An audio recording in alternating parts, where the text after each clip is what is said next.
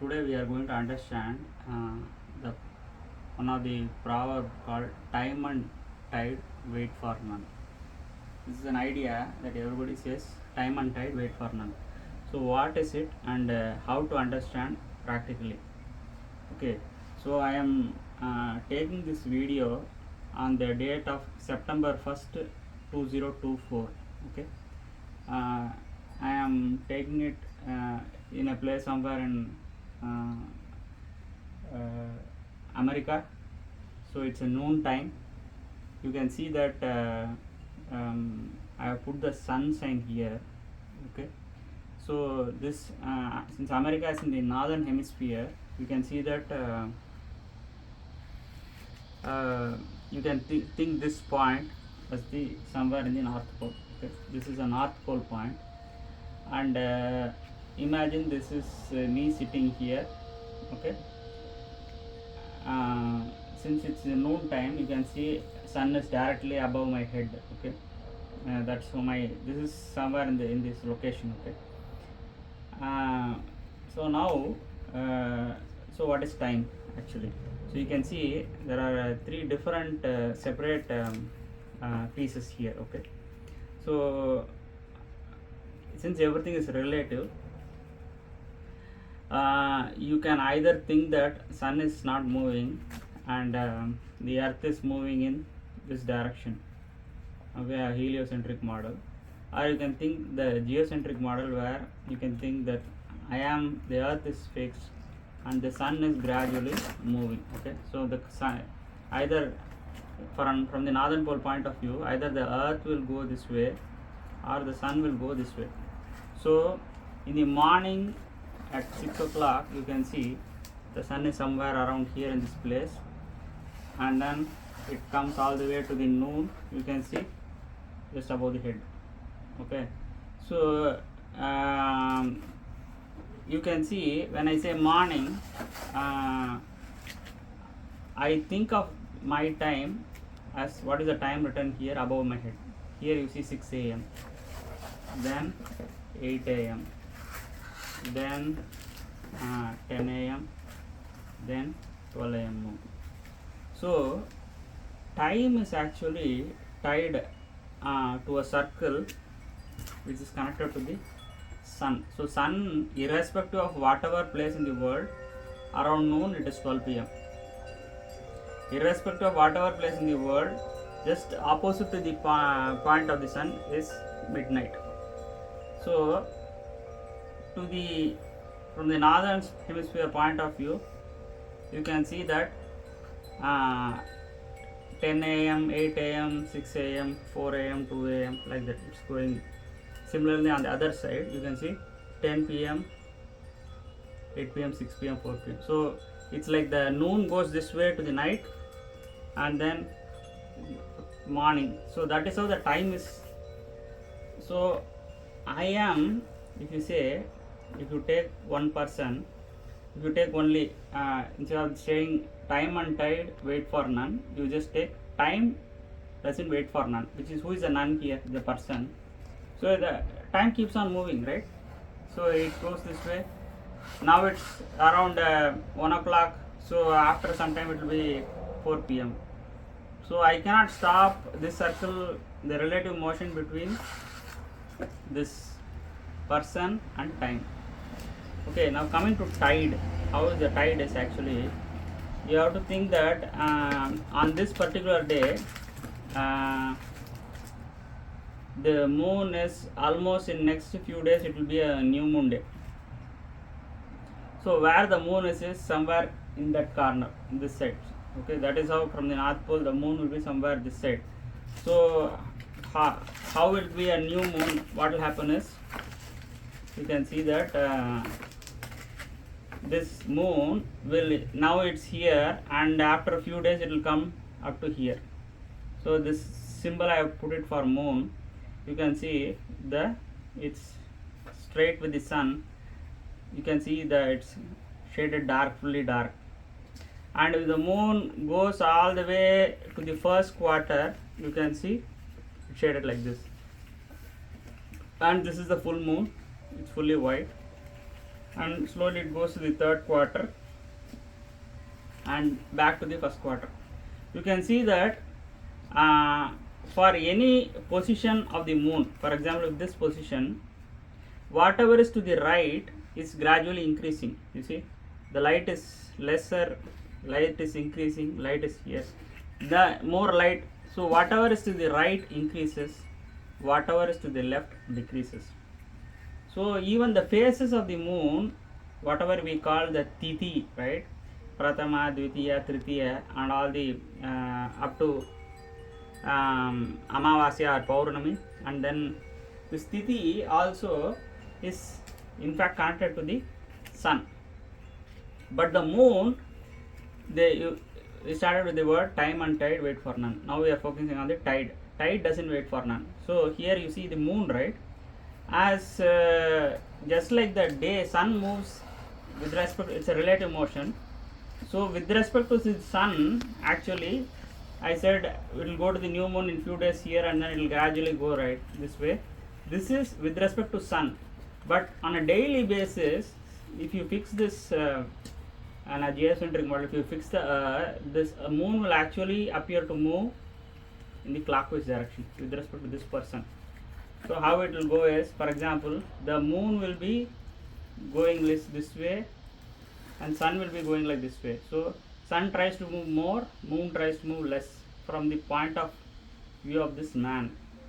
That is why gradually it tries to increase in the phases of the moon. So this tide, why the word tide, right? The moon, just to the point of the moon and in the opposite point, you can see there is a high tide. That's what it's a high tide. And the points just perpendicular, right? This 90 degree from this one. This is the low tide. So wherever the moon is, for example today, here the moon is, right? So if gradually the moon comes here, this is the point of high tide, which means since the human being is made up of 70% of water, right?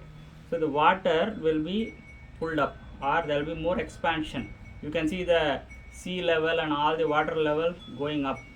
So more emotions going up. You can see it's a high.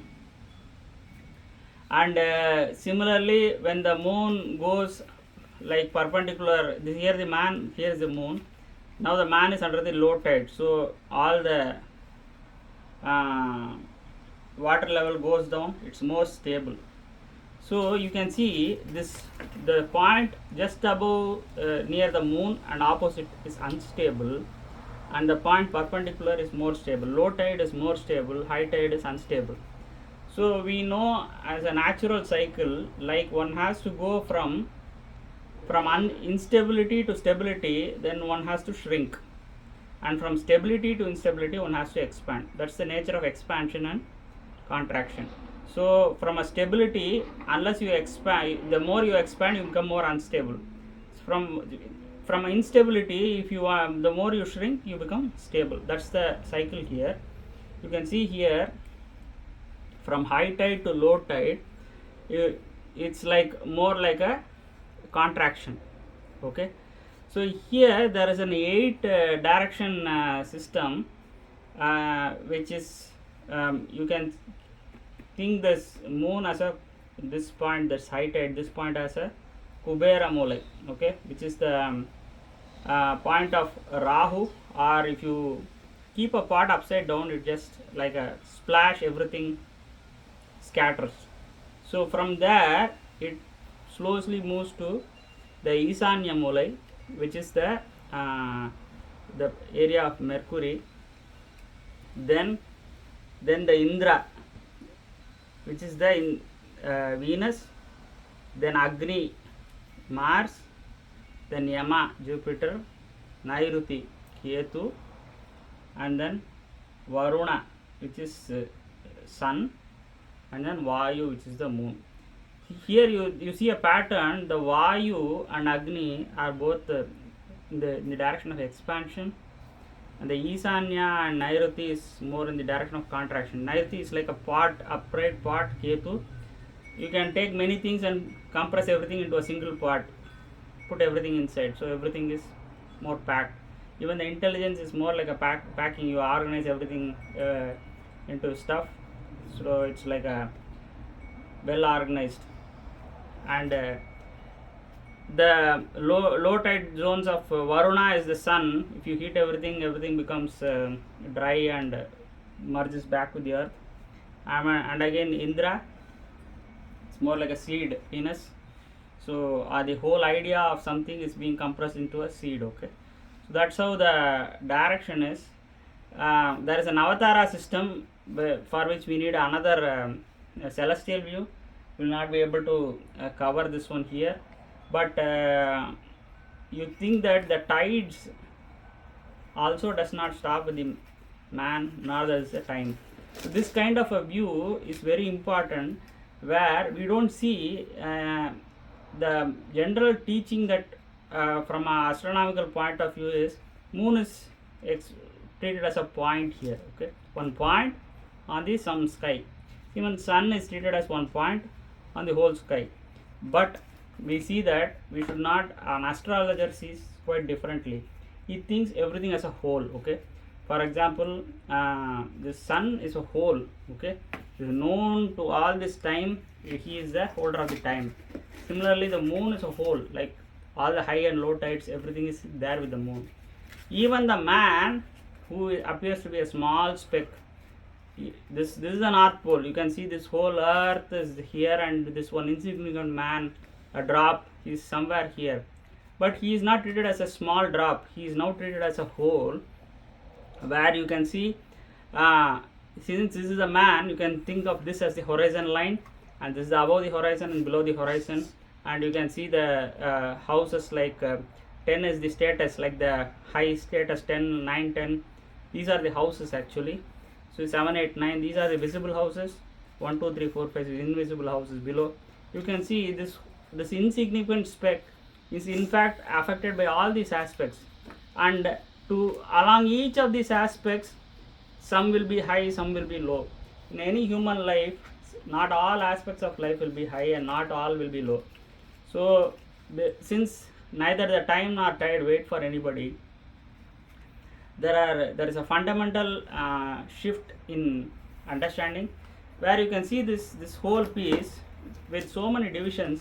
It's actually resting on a very on a blank paper. You see here, this we call it the Satchit, or the existence. Sat means existing, Chit means consciousness. So the existential consciousness is quite different from the awareness, which is the Chitta Vritti. So you can see, I am now aware of the sun, I am now aware of the moon and all this. This is awareness. But I merely am conscious of the situation. Here it's a mere consciousness, but here awareness. So in awareness, nothing is permanent. In consciousness, when you shift our attention from the awareness of things towards the consciousness, we feel more stable, and that's the thing we have to understand when we say time and tide wait for none. Thank you.